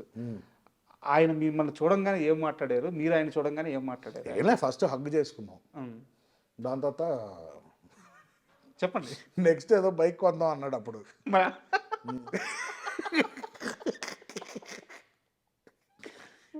సో ఆ మోడల్ పేరు చెప్పి నెక్స్ట్ ఏంటి ఇదా 400 కిలోమీటర్స్ ఎలా వెళ్ళేవారు నువ్వు స్ట్రీట్ ట్రిపుల్ బైక్లో అని అడిగా. తెలుసా ఆయనకి మీడియాలో అంతా ఇదంతా నడిచింది ఆయనకి తెలుసా? తెలుసు, అన్నీ తెలుసు. పాపం రికవర్ అయ్యే టైంలో రికవర్ అయ్యేటప్పుడు చాలా మెంటలీ డౌన్ ఉంటారు పేషెంట్స్. సో బాడీ డౌన్ ఉంటుంది, ఎనర్జీ లెవెల్స్ డౌన్ ఉంటుంది. ఎందుకంటే మనోడే ఏజ్డ్ పర్సన్ కాదు కదా, ఈ వాజ్ యంగ్, యాక్టివ్, ఎవ్రీథింగ్. ఇప్పుడు ఏంటి బ్రెయిన్ రెస్పాండ్ అవ్వడానికి టైం పడుతుంది, స్పీచ్ ఇంపైర్మెంట్ ఉంది. సో లోపల మానసికంగా నాకే ఒక 2-3 సర్జరీస్ తర్వాత రికవర్ అయ్యే 15 డేసే చాలా చిరాకుగా ఉంటుంది. ఏం చేయలేకపోతున్నాం, బయటికి వెళ్ళలేకపోతున్నాము, బెడ్లోనే పడుకోవాలి. పాపం అన్ని రోజులు he was there on the bed. So will be frustrated. So వచ్చాక అది కన్సోలింగ్ ఇవన్నీ ఎవడు చేయకూడదని నా ఫీలింగ్. అండ్ నా గురించి తెలుసు, నేను ఏది సీరియస్గా తీసుకోవాలని తెలుసు, unless it is death. But మీలాంటి ఇద్దరు ఫ్రెండ్స్ కలిసినప్పుడు అది ఏ సిచ్యువేషన్ అయినా చాలా ఫార్మల్గా అయితే ఉండదు. ఫార్మల్గా ఎప్పుడు లేదు. ఏదైనా ఎక్కువ నవ్వుకుంటాం, లేకపోతే కోపాల్లో ఉంటాం, అంతే. తిట్టుకుంటాం. మీరు చెప్పారా రే ఇన్సిడెంట్ తర్వాత నా బైక్స్ అన్ని అమ్మేసాడు నాన్నని? వాడికి చెప్పలే, అమ్మాయి అయిపోయింది, బైక్స్ ఏమైంది అన్నాడు, అయిపోయినాను. ప్యాకప్. ఏం సార్ మీ ఇద్దరి మధ్య అంత థిక్ రిలేషన్, అంటే అది ఫ్యామిలీ బాండింగ్ లాగా అయిపోయింది, ఎలా సెట్ అయింది అంత స్నేహం ఇద్దరి మధ్య? ఇప్పుడు మీరు అడిగిన క్వశ్చన్కి స్క్రీన్ ప్లే ఆఫ్ లైఫ్ అంతే. What is meant to be అది జరగాలని రాసి పెట్టుంది. చెన్నైలో మేము హార్డ్లీ 4-5 years కలిసి ఉన్నాం. దాంతో హైదరాబాద్కి వచ్చాడు. నేను కాల్ చేయలేదు, నాకు నంబర్ లేదు. హైదరాబాద్కి వచ్చాక చరణ్ని కలిసాక తేజ్ నెంబర్ తీసుకున్నా. ఓకే. ఫోన్ చేశా, కలిసాము. అప్పుడు మేము క్రికెట్ ఆడేవాళ్ళం. సో మనోడు రాజూస్ క్రికెట్ క్లబ్లో ఆడేవాడు. ఒకరోజు ఎవరో చెప్పారు క్రికెట్ 6లు బాగా వేస్తున్నాడు అక్కడ, సూపర్ మీ ఫ్రెండ్ అంటే, అప్పుడు నేను వెళ్ళా, కలిసాం. మళ్ళీ ఒకసారి కలిసాం. దాని తర్వాత కొన్ని 1-2 years కలవలేదు. ఓకే. దాని తర్వాత సబ్వేలో కలిసా. తర్వాత అప్పటికి ఇంకా మనోడు యాక్టింగ్ ఏం లేవు, నేను ఎడిటింగ్లో ఉన్నప్పుడు. అప్పుడు సబ్వేలో కలిసా ఇంకో ఫ్రెండ్తో. మళ్ళీ అప్పుడు స్టార్ట్ అయింది పరిచయం. మళ్ళీ అప్పుడు మీట్ అవ్వడం స్టార్ట్ అయింది. ఓకే. దాంతో రెగ్యులర్ కలవడం స్టార్ట్ అయ్యాడు మళ్ళీ. బట్ ఇదేంటంటే ఫ్రమ్ నేను I think I was in 4th or 5th. అప్పుడు ఆ టైం నుంచి నాకు ఒక ఎవ్రీ ఫేజ్లో కలుస్తూ ఉండేవాడు. So every time we met, అది ఒక బ్రదర్ బాండింగ్ లాగా అయిపోయింది. అంటే చిన్నప్పుడు ఆ 4-5 years వాడిని బాగా టార్చర్ పెట్టా క్రికెట్ నేర్పించాలని. కొట్టేవాడిని, తిట్టేవాడిని. అవునా? వీడు రాడనుకునేవాడిని, మళ్ళీ ఇంకా వచ్చేవాడు. మళ్ళీ లేదు నేను బాగా ఆడతానని చెప్పి వచ్చేవాడు. అప్పుడు అదేదో పెద్ద నేను కోచ్ మనోడు, బట్ ట్రైనింగ్ అయితే చాలా ఇంటెన్స్గా ఇచ్చేవాడు ఆ టైంలో. అయితే మీ ప్రభావం ఆ షాట్లన్నీ ఏమో అది వాడిని అడగాలి, నాకు తెలియదు. అడగాలి. మామూలుగా కొట్టాడు బాల్ని. అవునవును, బాగా కొడతాడు, గట్టి కొడతాడు. దాని తర్వాత ఇక్కడ రావడం, ఇక్కడ కలిసాక ఫస్ట్ 2 times జస్ట్ కలిసాం అంతే, మాట్లాడుకున్నాం, అయిపోయింది. ఎప్పుడైతే ఆ సబ్వేలో కలిసామో అక్కడి నుంచి daily, this was in 2001 or 2004 అనుకుంటా. 2004-5లో కలిసాం. ఇంకా అక్కడి నుంచి ఇప్పటి వరకు కంటిన్యూస్గా, ఇంకా గ్యాప్ లేదు. సో ఏంటంటే చిన్నప్పుడు అలా చూశాను కదా, సో ఆటోమేటిక్గా ఒక తమ్ముళ్ళలాగే ఉండేది. ఇది వాడు సక్సెస్ నా సక్సెస్ అని నేను వాడిని ట్రైన్ చేయాలి ఆయనకి ఎందుకో వచ్చింది. నాకు చరణ్తో ఎప్పుడు నాకు అలా లేదు. ఓకే. తేజ్ నాకన్నా కొంచెం చిన్నోడు కాబట్టి చిన్నప్పుడు తమ్ముళ్ళలాగే చూసేవాడిని నేను. సో ఇక్కడ కలిసాక అదే ఇది స్టార్ట్ అయింది. దాంతో వాడు కెరియర్ గురించి మాట్లాడినా, ఇలాంటి సినిమాలు చేద్దాం అనుకుంటున్నా, సో ఫస్ట్ డాక్టర్ అవుదాం అనుకుంటున్నాను అంటే, నేను పిచ్చా అన్నాను. నువ్వు అసలు చదువు వచ్చా నీకు? అసలు నువ్వు సినిమాలు కనీసం ఫ్లాప్ సినిమా తీస్తే ఆడియన్స్ ఇరిటేట్ అవుతారు, ఇక్కడ నువ్వు తప్పు చేస్తే జనాలు చచ్చిపోతారు, నీకు నీ రిస్క్ తెలుస్తుందా నీకు అని చెప్పారు. దాని తర్వాత he decided he wanted to act and everything. అయితే డాక్టర్ కావాల్సిన యాక్టర్ చేసింది మీరే? నేనేం చేయలేదబ్బా, అంతా వాళ్ళ డిసిషన్ ఉంటుంది, మనం ఎవ్వరు ఏం చేయరు. ట్రాక్ మార్చేసింది మీరే. వాడు నిజంగానే డాక్టర్ అవ్వాలనుకుంటే ఎంతమంది చెప్పినా డాక్టర్ అయ్యేవాడు. వాడు యాక్టర్ అవుదాం అనుకున్నాడని డాక్టర్ని చంపేసాడు వాళ్ళు. స్టెథోస్కోప్తో ఉరి తీసాడు డాక్టర్ని. So it's his decision ultimately. వాడు ఏదైనా అదే కదా whole policy, do what ever you want, but అంతే. బట్ ప్రాపర్గా చేయి అంతే. ఏదున్నా కూడా 100% దిగితే దాంట్లో దిగిపోవాలి అంతే. కానీ వెరీ గుడ్ సోల్ అండి. అంటే ఫస్ట్ టైం కలుస్తుంటే వాళ్ళు ఎంత చిన్నవాళ్ళైనా ఎంత పెద్దవాళ్ళైనా అవును. ఎంత ఆప్యాయంగా దగ్గరికి తీసుకుంటారు, ఎంత ఆప్యాయంగా మాట్లాడతారు. తేజ్ నాకు తెలిసి చిన్నప్పుడు చాలా అండర్ కాన్ఫిడెంట్గా ఉండేవాడు, షై ఎక్కువ, చాలా కొంచెం భయం, షైనెస్ ఎక్కువ. అండ్ చిన్నప్పుడు ఏంటంటే ఆ ట్రైట్స్ ఉండిపోతాయి మనలో.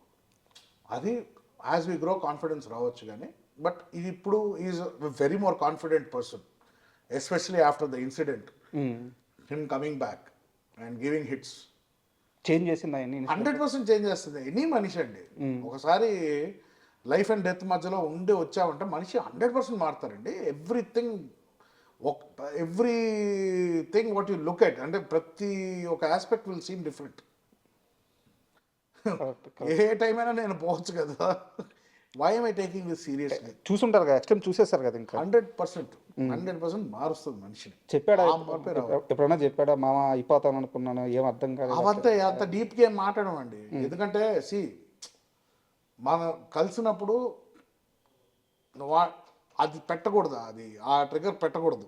ఆ ట్రిగర్ అది ఎప్పుడు ఉంటుందో ట్రిగర్. సో అది మైండ్ ఆటోమేటిక్గా స్ట్రెంగ్త్ అయిపోయి స్ట్రాంగ్ అయిపోయి దాన్ని ఫేడ్ అయిపోద్ది. ఇంకా ఒక పాయింట్ తర్వాత అబ్బా అప్పుడు ఎప్పుడో ఒకటి అయిందని గుర్తుకుంటుంది మనకి అంతే. సో దాన్ని మనం గుచ్చి మాట్లాడం. టాక్ ఎనీథింగ్ ఎల్స్ అంటే అన్లెస్ అది నేను బాదర్ చేస్తుందంటే దాని గురించి మాట్లాడతాం. మరి ఇంత క్లోజ్ ఫ్రెండ్స్ ఇద్దరు పెళ్లి గురించి ఆలోచించట్లేదండి?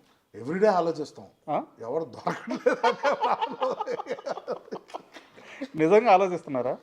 ఆలోచిస్తామండి, ఎందుకంటే మా ఇంట్లోనే చాలా సక్సెస్ఫుల్ రిలేషన్షిప్స్ ఉన్నాయి. అంటే నాన్నమ్మ గారి, కృష్ణ గారిది ఇటు చూస్తాం, ఇంట్లో ఆంటీస్ వాళ్ళు. Ultimately what ever any life ఒక రిలేషన్షిప్లోనే ఎండ్ అవుద్ది. అండ్ ఎగ్జాంపుల్స్ ఉన్నాయి. So I always believed in a good family. What ever you do out side, మనం బయట ఏం చేస్తామో దట్ ఈస్ కంప్లీట్లీ డిఫరెంట్.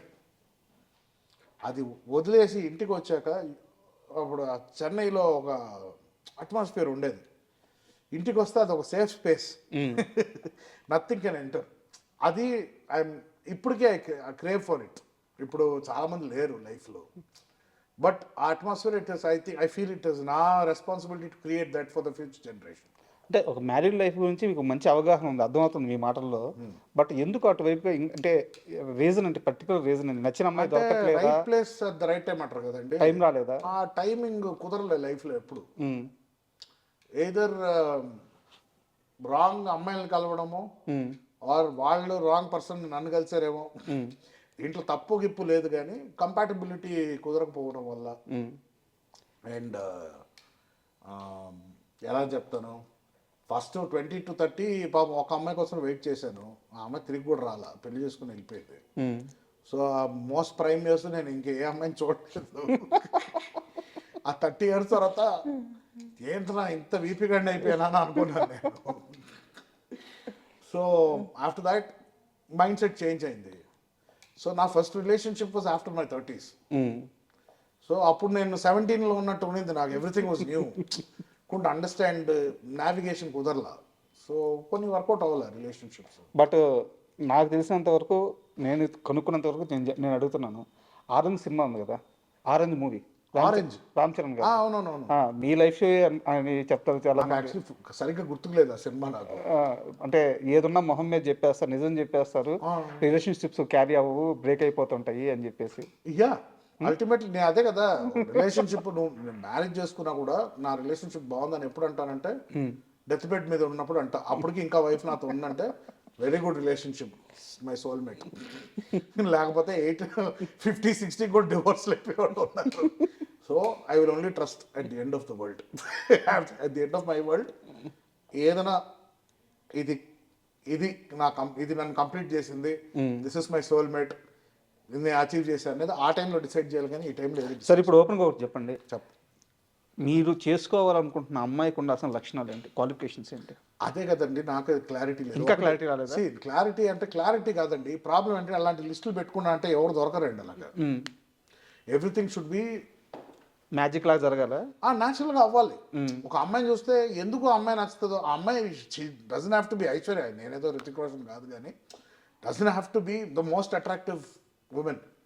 కొంతమంది జస్ట్ నచ్చేస్తారు. కరెక్ట్. నేను ఫస్ట్ ఇష్టపడ్డ అమ్మాయి అయితే నార్మల్గా ఉంటుంది అమ్మాయి. బట్ 10 ఏళ్ళు వెయిట్ చేశారు. యా, నాకన్నా 4 years పెద్ద అమ్మాయి ఉంటుంది ఆవిడ. బట్ వెయిట్ చేశాను అంతే. అది ఎందుకు అంత నచ్చిందో తను నమ్మలేదు నేను చిన్నపిల్లకని. ఈడేం ఉంటాడు, ఇంకొక అమ్మాయిని చూసుకుని యంగ్ అమ్మాయికి వెళ్ళిపోతాడు అనుకుంది. పిచ్చింది. తర్వాత 30కి రియలైజ్ అయింది. 34 వచ్చినప్పుడు నేను 30 వచ్చి అప్పుడు రియలైజ్ అయింది. అప్పుడు పెళ్ళి అయిపోయింది ఇంకో ఎవరితో. ఏం చేస్తావు ఇంకా, కానీ అమ్మాయి వెళ్ళి హ్యాపీ మ్యారీడ్ లైఫ్ అన్నా. సో అంటే ఇప్పుడు మనం రిలేషన్ గురించే మాట్లాడుతున్నాం కాబట్టి అది సీరియస్ క్వశ్చన్ కాదు, కానీ అడగాలనుకుంటున్నా. మీకు ఇష్టమైతే సమాధానం చెప్పండి, చెప్పండి, స్కిప్ చేసేసేయండి. ఇప్పుడు నాన్నగారి పర్సనల్ లైఫ్ గురించి నేనేం మాట్లాడినా అది వ్యక్తిగత చాయిస్. బట్ ఇప్పుడున్న ఆ రిలేషన్లో పవిత్ర గారి అసోసియేషన్ ఎలా ఉంటుంది అంటే మీ ఫ్యామిలీ మెంబర్ అయ్యారు, సో మీ నాన్నగారితో ఎలా ఉంటున్నారు, మీతో ఎలా ఉంటున్నారు, ఫ్యామిలీ మెంబర్కి ఎలా కలిసిపోయారు, ఇప్పుడు అంతా కంఫర్టబుల్గా ఉన్నారా? Yeah, she is fantastic human being. నాకు అంటే వస్తుంటాం, రెగ్యులర్గా కలుస్తుంటాం. షీఈస్ ఆల్వేస్ వెరీ, ఎప్పుడు అందరిని పలకరిస్తారు, అందరితో కూర్చుంటారు. ఎలాంటి ఇది లేదు. She is a very happy go lucky women. Okay. I feel డాడ్కి కరెక్ట్ మ్యాచ్ అని నా ఫీలింగ్. ఐ ఫెల్ట్ బికాస్ ఆయన కూడా కామ్గా ఉంటారు ఆవిడ ఉన్నప్పుడు. So I think after 50+ years is calm. So I think it's a good sign. అదే love, this never no time, no really time deadline or anything. Never too late correct to find the right person. అదే చెప్పాను కదండి, నేను 60 years తర్వాత decide చేస్తాను. అప్పుడు 70 ఉంటే 70 వరకు అప్పుడు డిసైడ్ చేస్తాను. అప్పటి వరకు నాకు ఎవరు రైట్ అని నేను డిసైడ్ చేయను. So yeah. అండ్ పవిత్ర గారు లాస్ట్ అంటే కృష్ణ గారిని కూడా కలిశారు, కృష్ణ గారి ఆమోదం కూడా ఉందని చెప్పి నరేష్ గారు చాలాసార్లు చెప్పారనమాట. సో వాళ్ళిద్దరి ఆ మూమెంట్ ఎలా జరిగింది? నేను లేనండి. బట్ వన్ థింగ్ ఏంటంటే నిర్మల గారు కానీ కృష్ణ గారు కానీ ఈ డాడీ ఏమి డెసిషన్ తీసుకున్నా చాలా వరకు సపోర్ట్ చేసేవారు. బికాస్ వాళ్ళు చాలా కష్టాలు చూసి వచ్చిన వాళ్ళు. సో ఒకటి అర్థం చేసుకోవాలంటే మనిషి లైఫ్లో అన్ని పర్ఫెక్ట్గా జరగదు. ఒకటి దానికి కట్టుబడిపోయి మనం యాంకర్ అయిపోయి అక్కడే ఉంటావా, ఆర్ ఆప్షన్ ఉంది అయినా చేసుకుంటావా. You want make something good of life. Today is happy. Correct. ఎవరు కంప్లైంట్ చేయడానికి ఉంది ఇప్పుడు. But that's the whole point అండి. అందరిని సాటిస్ఫై చేయలేము. కరెక్ట్. బట్ అందరూ చెప్పేది ఒకటే, నీ సంతోషాన్ని ఎత్తుక్కో అంటారు. నీ సంతోషం ఎత్తుకోవడానికి 2-3 డిసప్పాయింట్ అవ్వాల్సి వస్తుంది తర్వాత. అందరి లైఫ్లో ఉంటుంది. ఎవరు 100% అందరినీ సంతోషం పెట్టలేరు కదా. Correct. So ultimately first what you feel matters. నువ్వు సెక్యూర్గా ఉంటే ఇంకొక 2-3 నువ్వు సెక్యూర్ చేయొచ్చు, కానీ నీకే టికానం లేనప్పుడు you can't go and try to make people happy.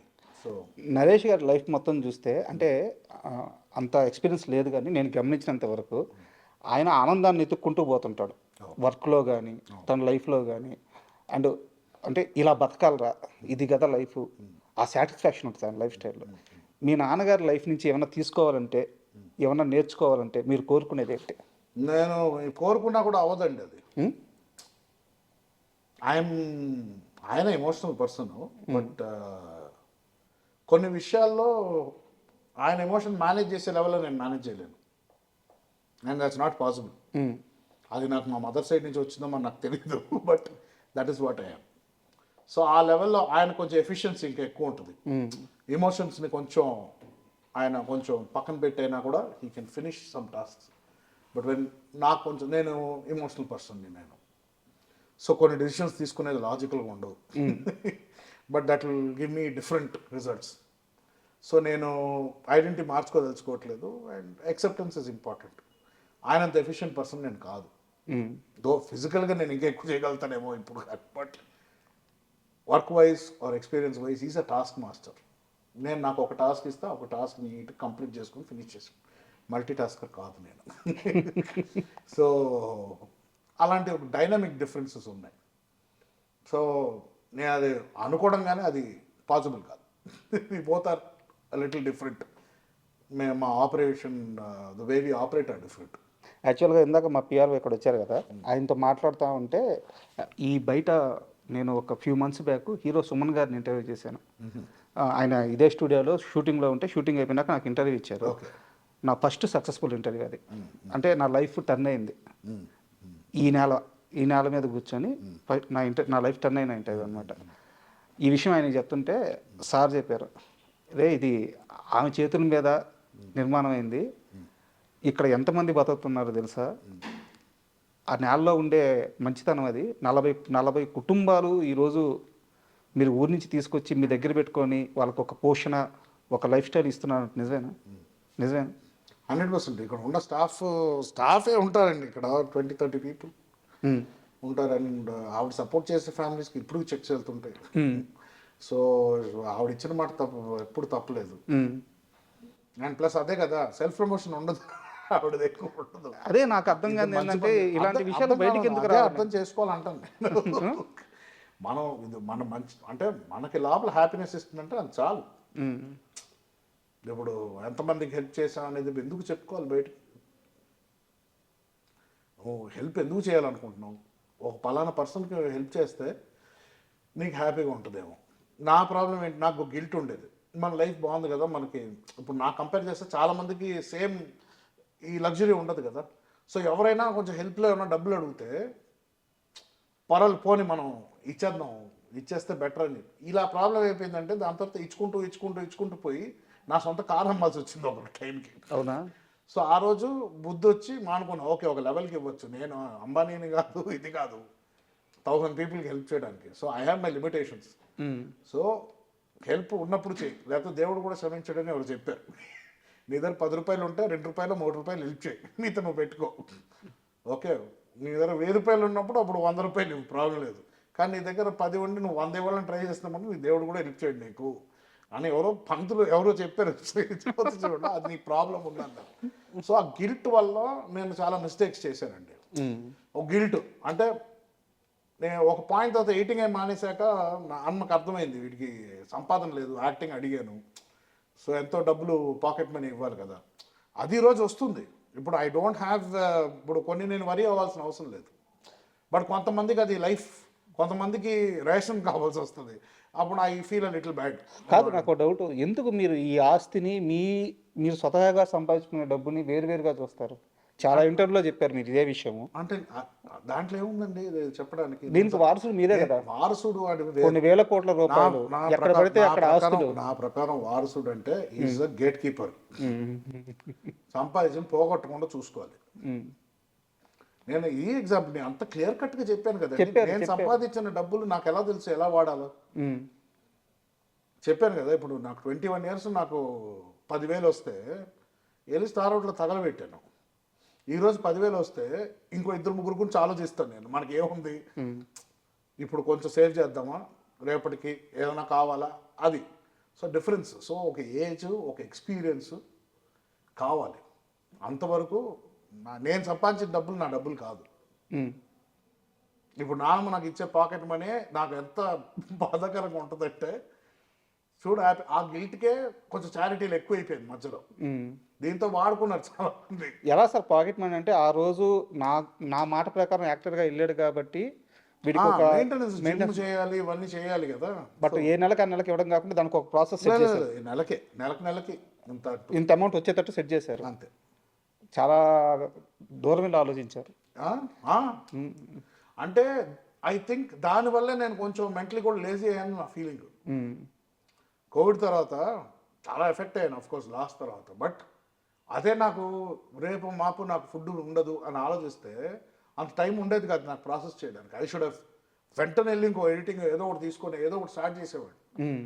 But నాకు ఆ లగ్జరీ వచ్చింది. ఆ లగ్జరీ గిల్ట్గా మారింది మళ్ళీ. పనికిరావు నువ్వు, హ్యాపీ ఎన్ని రోజులు ఇంకా అదే పాకెట్ మనీ. మీకు అభ్యంతరం లేకపోతే ఆ అమౌంట్ చెప్తారా, నెలకి ఎంత వస్తుందో? ఏది తండి 3 to 4 or something becomes 3-4 lakhs. Yeah, crores కాదు, lakhs. బట్ దాంట్లో నాది EMIs. I don't want say everything. నాకు మళ్ళీ ఇదే డౌట్, మీకు ఈఎంఐ లేదు, మీరు ఇంత పెద్ద సామ్రాజ్యానికి వారసులు. That is the principle. Every time you take anything, ఏదైనా తీసుకున్నా లోన్స్ తీసుకో, banks are there, will give you. Tax కరెక్ట్గా, సిబిల్ బాగుంటుంది, రేపు ఒక ప్రాసెస్ అంటూ బాగుంటుంది. ఫైనాన్షియల్ ప్రాసెస్ అనేది ఉండాలి. So don't step outside the system. మీ కొంచెం గ్రౌండెడ్ ఉంటే రేపు మనకి మనకి రేపు మాపో we need help from the banks. ఏదైనా చేయాలనుకుంటుంటే, if I want start a venture, develop relationship with the banks. ఉన్న డబ్బులను అలా తగలబెట్టేసుకుంటే ఎలాగా? Oh, good rotation process. Is important. That is any smart parent would do that. Savings, rotation, EMIs, CIBIL is very important in life. So అది 100% ఒక procedure అండి. ఇప్పటికీ finance అంటే నాకు కొంచెం ఐఎమ్ మోర్ క్రియేటివ్ పర్సన్, నేను అట్ సైడ్ ఉంటాను. కానీ ఫైనాన్షియల్ వచ్చేసరికి నాకు చాలామంది అడ్వైసెస్ కావాలి. అంటే తెలిసి ఫ్రెండ్స్ కానీ I take every once advice ఏం చేయాలి, ఎందుకంటే నాకు అంత ఐడియా లేదు. బట్ ఇంత ఆస్తిలో సగం పర్సెంట్ వీళ్ళమ్మ మీ పేరు మీదే ఉందంట కదా? ఉండనేమండి, ఉంటే రేపు అది ఆ టైం వచ్చి నేను మేనేజ్ చేయాల్సి వస్తే నేను మేనేజర్ దానికి. I'm not the owner. I'm always the servant of Vijay Krishna movies అని నేను ఫీల్ అవుతాను. 2000 కోట్ల వీళ్ళమ్మ ఉంది మీ పేరు? నాకు తెలియదు అండి, నిజంగా తెలియదు. తెలుసుకోలేదా? నాన్న అడగలేదు? ఎందుకు తెలుసుకోవాలి? నాన్న అడగలేదా? ఎందుకు? నేను అది వాడినప్పుడు నాకు ఎందుకు? వాళ్ళు సంపాదించిన వాళ్ళు అది జాగ్రత్త చేయడం మన పని, అంతే. నాకు ఒక విషయంలో మీ మీద రెస్పెక్ట్ చాలా పెరిగింది. అంటే మామూలుగానే మీ కష్టం నాకు అర్థమైంది. ఎడిటర్గా ఆల్రెడీ కొంత అచీవ్ చేసిన కుటుంబం నుంచి ఒక జల్సా చేయాల్సిన వయసు ఉంది, డబ్బు ఉంది, అంత ఉన్నా సరే మీరు కష్టపడిన తత్వం అంతా చూసిన తర్వాత నాకు మీ మీద రెస్పెక్ట్ పెరిగింది. దానికంటే కూడా మీరు వేరే ఇంటర్వ్యూలో ఒక మాట అన్నారు, నాన్నగారికి పుట్టిన వేరే బిడ్డలు కూడా నా తమ్ముళ్ళే, మేము బ్రదర్సే, వాళ్ళ కేరింగ్ కూడా తీసుకోవాల్సిన సమయం వస్తే నాదే, మేము ముగ్గురం చాలా బాగుంటాము అని చెప్పేసి ఒక మాట. మీ పేరు నాకు 100% రెస్పెక్ట్ పెరిగింది. సో నేను చూసుకున్నప్పుడు మీరు రెస్పెక్ట్ చేయండి. ఆ సిచ్యువేషన్ వచ్చి నేను చూసుకున్నానంటే వాళ్ళని సరిగ్గా అప్పుడు చెప్పండి. అప్పటి వరకు నేను మాటే చెప్పాను, మాట ఇచ్చా, కానీ నేను ఇప్పటివరకు అది ప్రూవ్ చేయలేదు. ఆ సిచ్యువేషన్ వచ్చినప్పుడు when I succeed in that, then you tell me I respect you. But మీరు ముగ్గురు బ్రదర్స్ కదా, కలుస్తుంటారా మీరు ముగ్గురు? Talk on the phone. Mostly second బ్రదర్తో ఎక్కువ కాంటాక్ట్లో ఉంటాను. ఓకే. చెన్నైలో ఉంటాడు. వాళ్ళ రిలేషన్ నాన్నగారితో ఎట్లుంటుంది? బాగానే ఉంటుందండి. ఇది టాక్ రెగ్యులర్లీ. ఆయన నాకన్నా ఎక్కువ డాడ్తోనే మాట్లాడతాడు. వీకెండ్ ఒకరోజు ఫోన్ చేస్తాడు నాకు, సండే ఒకరోజు నాతో మాట్లాడాలి. సో ఒకవేళ మిస్ అవుతే వీక్ డేలో ఒక రోజు కాంపన్సేట్ చేస్తాం. సో అలా మెయింటైన్ రిలేషన్. ఈ loves me a lot, I love him. నాకు అంటే వాడితో చిన్నప్పటి నుంచి పెరిగాను కదా నేను. ఐ వాజ్ 10th స్టాండర్డ్, నేను 7th 8th ఉన్నప్పుడు పుట్టాడు. సో ఆల్మోస్ట్ కలిసే పెరిగాం. అది ఆళ్ళ కొడుకు, స్టెప్ బ్రదర్ ఇవంతా అది రాదు కదా. కలిసి పెరిగినప్పుడు ఆ బంధమే. ఏజ్ని ఎలా చూస్తాను, అంతే కదా. ఇట్ ఈస్ అల్టిమేట్లీ చాలా మంది ఇప్పుడు మన పెట్స్ని తెచ్చుకుంటాం ఇంటికి, వాళ్ళకి మనకు బ్లడ్ రిలేషన్షిప్ లేదు, మన బ్రీడ్ కూడా కాదు. అంతే కేరింగ్ నేచరు. ఆబ్వియస్లీ నేను తేజాని నేను ఒక ఇన్ వే ఒక సన్ లాగే చూస్తా నా బ్రదర్స్ని. నాకని చాలా చిన్నోళ్ళు, బిగ్ బ్రదర్ అయినా కూడా అలాంటి ఒక దీంట్లో చూస్తాం. సో ఎప్పుడు ఆ కాంపిటీషన్ ఇవన్నీ కాదు. సో అదే when they look up to me, I will give everything. But ఇక్కడ ఒక సన్నటి లైన్ ఉంది. నాన్నగారి పనుల్లోకి మీరు ఇన్వాల్వ్ కాకపోవడము, ఆ లైను పట్టుకొని ఇద్దరు పరిధిలో, అంటే తండ్రి కొడుకులే, బట్ ఇంత పెద్ద వ్యవహారాన్ని నడిపేటప్పుడు ఏంటంటే ఒకరికి ఇచ్చేయాలి, ఒకరిని ముందు పెట్టాలి, ఒకరి వెనకాల ఉండాలి. సో అది ఎలా మ్యాచ్ చేసుకున్నారు, ఎలా కుదిరింది? అది న్యాచురల్గా కుదిరింది. He is a very efficient man. అన్నీ చూసుకున్నాం, పొద్దున్న లేచిన దగ్గర నుంచి ఈవినింగ్ వరకు. ఆయన ఎంతసేపు పడుకుంటారో ఆయనకే తెలీదు, కానీ కంప్లీట్ చేయాలంటే టాస్క్ కంప్లీట్ చేస్తారు. ఆయన ఎప్పుడైతే టేక్ ఓవర్ చేశారో అక్కడి నుంచి నాన్ స్టాప్గా is been sitting on developing Vijay Krishna green studios and everything. So ఒకళ్ళు తీసుకున్నప్పుడు ఇనిషియేటివ్, మనం జస్ట్ వెనకాల సపోర్ట్. ఆయన పని చేయమంటే నేను చేస్తా, అంతే. సో దాంట్లో ఎప్పుడు రెండు తలకాయలు ఉండకూడదు బిజినెస్లో. ఒకళ్ళు లీడ్ చేస్తున్నారంటే కరెక్ట్, ఒకడే, ఇంకొకళ్ళు వచ్చారంటే ఉన్నది కూడా చెడగొట్టుకుంటాం. అంటే ఇక్కడ నాకు అర్థం కాదు ఏంటంటే, చాలా చిన్న చిన్న లిమిట్ ఆస్తుల దగ్గర సినిమా సెలబ్రిటీకి సంబంధించిన వారసులు పిల్లలు మీడియా ముందుకు వచ్చి గొడవలు పడతా, తల్లిదండ్రుల మీద, అన్నదమ్ముల మీద రకరకాల ఇష్యూలు అవుతూ ఉంటాయి అన్నమాట. సో ఇన్ని వేల కోట్ల రూపాయల ఆస్తులు ఉన్నా కానీ ఏ రోజు విజయ నిర్మల గారి కుటుంబం నుంచి ఒక్క మనిషి మీడియాకి ఎక్కువ, రోడ్డుకి ఎక్కువ, ఆస్తి విషయంలో ఒక్క మాట, ఒక్క సందర్భంలో మాట్లాడిన సందర్భమే లేదు. సో అది పెంపకం నుంచి వచ్చింది అనుకోవచ్చు. అంతేనండి, అంతే అనుకోవాలి, ఇంకేమనుకుంటాను. నచ్చుతుంది అంటే సోల్ క్యారియర్, గ్రాండ్ మా భుజాల మీద మొత్తం ఫ్యామిలీని మోస్తుంది.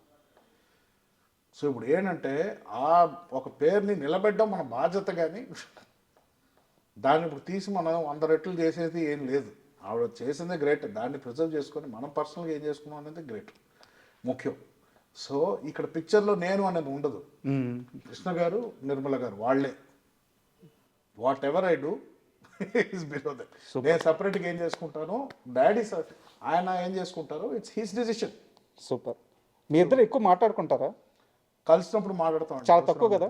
ఆయన ఎక్కడ బిజీగా ఉన్నాం, నేను నా పనిలో ఉంటాను. ఇలా ఆఫీస్ టైంలో ఇలా వచ్చినప్పుడు మాట్లాడుకుంటాం, అన్ని డిస్కస్ చేస్తారు. ఆయన టైం టు టైం ఫోన్ చేస్తారు, అప్డేట్ అయినా ఉందా, ఒకవేళ లేకపోతే ఏదైనా హ్యాండిల్ చేయాలంటే, ఇలాంటి ఏదో చిన్న చిన్నవి ఉంటాయి. ఫ్యామిలీలో ఏదైనా మీటింగ్స్ ఉందంటే, ఎవరన్నా కలవాలంటే కలుస్తుంటాం. ఇప్పుడు మహేష్ బాబు గారు రాజమౌళి గారితో మూవీ చేస్తున్నారు, వారణాసి. అంటే ప్యాన్ ఇండియా కాదు, ప్యాన్ వరల్డ్ అని చెప్పి అంటున్నారు. మీరు మహేష్ బాబు గారిని, ఆయన కష్టాన్ని చాలా రోజులు దగ్గర చూస్తుంటారు. సో మీకు ఎలాంటి ఎక్స్పెక్టేషన్స్ ఉన్నాయి మూవీ మీద? నాకు ఎక్స్పీరియన్స్ డెఫినెట్లీ చాలా ఉంటుంది. నేను సినిమాలు చూసేది ఆడియన్స్గానే చూస్తాం. సో బయట ఎలా ఉందో expectation, it's same expectation. And మన టీజర్ తర్వాత స్కేరీగా ఉంది, ఎక్స్పెక్ట్ ఎక్కువ చేయాలా లేకపోతే ఇప్పుడు ఏంటి, ఈ టెన్షన్లో ఉంటాయి నాకు. ఫస్ట్ ఎప్పుడు అదే tension. But I don't think Rajamouli garu will go wrong anywhere. Is always been, ఆయన ఎప్పుడు ఏం చేస్తున్నారో ఆయనకు ఒక అవగాహన ఉండే చేస్తారు ఆయన. సో అండ్ ఆయన గురించి చెప్పడానికి నేను పెద్ద క్యారెక్టర్ ఏం కాదు, బట్ ఆయన an audience and fan of both. I think it will be the biggest film in India, at least global లెవెల్లో it will definitely be reckoned with, but India's biggest film 100%. So it's like a festival, can't wait. ఇంకో 1 year అన్నారు, 1 yearలో వస్తే great. And ఫైనల్గా మీ plans ఏంటి, next plans ఏంటి? ఉన్నాయండి, నేను plans చెప్పుకొని అవ్వట్లేదు. సో తర్వాత మనకు ఓన్లీ మాటలే వచ్చు అనుకుంటారేమో. పైప్ లైన్లో ఉన్నాయి ప్రాజెక్ట్స్, బట్ యాక్టింగ్ త్వరలో ఏం లేదు. But I might be directing. So super.